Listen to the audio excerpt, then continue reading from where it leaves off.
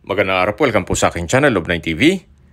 Patalastasan po, meron po ba kayong mga properties na napapabayaan or non-performing assets? Plan nyo ibenta, pero wala kayong oras sa pagbibenta nito. Kung ito'y pagkakatiwala nyo po sa amin, tawag lang po kayo sa aking numero, usap po tayo, gawan ko po ng video for free. Yes, libre po, wala po kayong babayaran. Tutulungan pa namin kayong mabenta ang inyong property. Kami na po bala sa marketing, sa boosting or paid ads. Even sa tripping, hindi na po kayo mapapagod sa pag-entertain ng mga buyers. Kami na po bala sa lahat. Tawag lang po kayo. Nandito po tayo ngayon sa Ginubatan Albay, dito sa Bicol Region kung saan meron po tayong bagong video presentation. Isang house and lot na may lot area na 444 square meters. Ito po ay along Barangay Road at may access na rin ng tubig, kuryente at internet provider. Dito po sa loob ng property ay meron po mga fruit-bearing trees, gaya ng langka, pomelo, mangga, lansones, papaya, rambutan, abukado, pili, kakao, at marami pong iba. Meron din pong mga tanim na gulay gaya ng laing, kamatis, talong, sili, pechay, at marami pong iba. Malaki rin po ang bakanting lote sa paligid nitong bahay. At ito po ay dalawang parsela. Ang unang parsela po ay 203 square meters at ang pangalawang parsela ng lupa ay 241 square meters. Ito pong bahay ay may floor area na 165 square meters more or less. Ito po ay well-maintained kaya ready for occupancy. Actually, kakaparenovate lang po ito ni owner. Akyat po tayo muna para ma-check natin yung kwarto dito sa taas. Dito po sa harapan ay malaki pa ng espasyo, pwede pong gawa ng pocket garden at lagyan ng garden set. Para every morning, dyan po kayo magkakape habang natatanaw nyo ang mga kapitbahay. Medyo elevated po itong lupa. Ito po ay nasa mataas na lugar kaya flood-free area. Napakatahimik din po ng lugar, sariwa ang hangin at sa klima naman po, banayad lang, hindi naman siya ganun kainit at hindi naman ganun kalamig.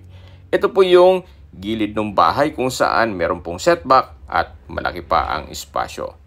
So mula po dito, meron pong balkonahe o terrace bago pumasok dito sa main door. Yan po, napakalaki po ng espasyo nito. Ito po yung naka-concrete railing at mamaya po iikutan natin yan. Pasok po muna tayo dito sa loob.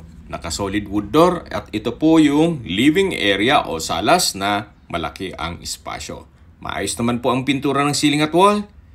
At dun po sa dulo ay may access papunta sa kitchen.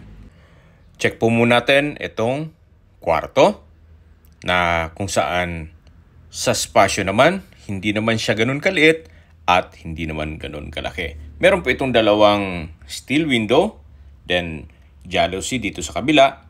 Sa pintura, ganun din to. Wala po kayong ipapagawa dito. Ito pong konsepto nitong bahay ay parang bachelor's pad po siya. Dito po sa living area ay napakalaki ng espasyo. Then meron pong mga customized glass window. Then may mirror. At dito po sa dulo yung tinutukoy ko na access door papunta dito sa dining area at kitchen. Meron pong glass window. Then, sa pintura maayos din. May kitchen countertop. Then, kitchen cabinet. Then, dito naman po yung concrete kitchen sink with faucet. At marami pong entry at exit points dito sa property. Isa na po itong natatanaw natin na kung saan yan po yung sa setback ng bahay na mula kanina sa first part ng video na ipakita ko na po ito. So yan po naman yung formal kitchen.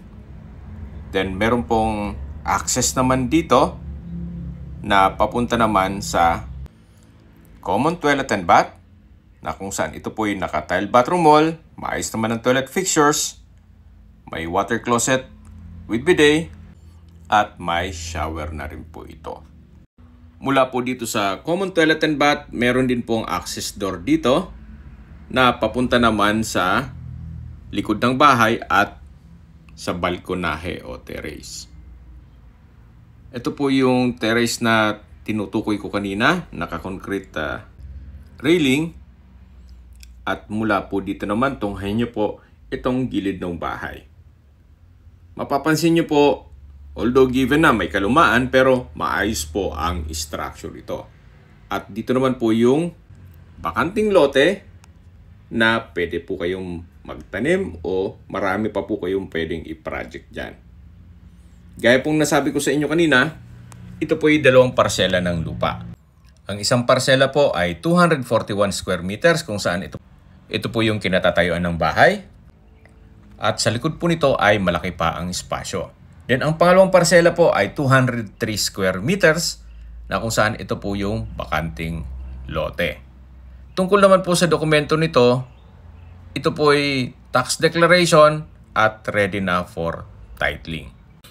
Hindi lang po pinalipat na ni owner para hindi doble-doble ang pagproseso ng titulo. Pero kung gusto nyo naman pong nakapangalan kay owner, mag-aantay pa po kayo ng ilang buwan bago makalipat sa kanya, then ililipat naman sa inyo. Pero ang gastos syempre, sasagutin ninyo.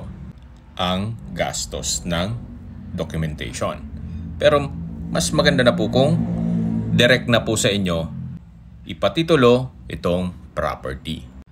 Anyway, pag naibigan nyo po ito, pwede naman kayong mag-due diligence muna bago kayo makipag-close ng transaction kay owner.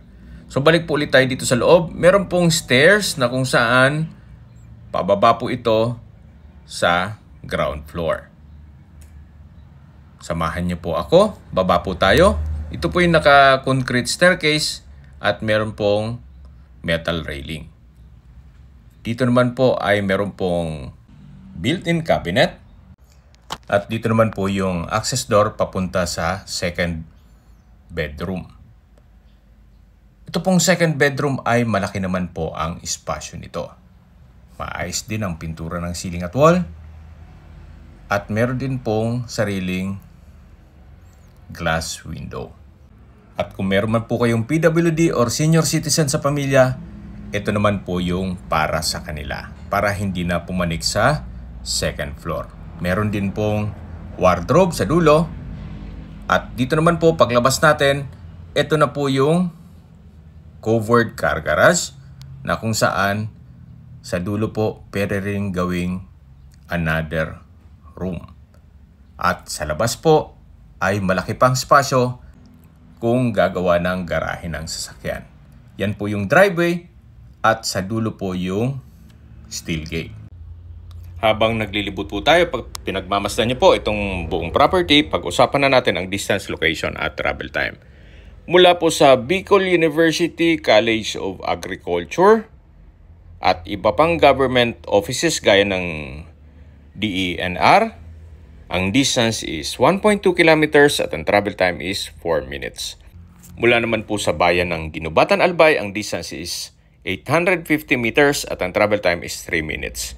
Kompleto na po doon gaya ng public market, groceries, convenience store, remittance center, banks, schools at hospital.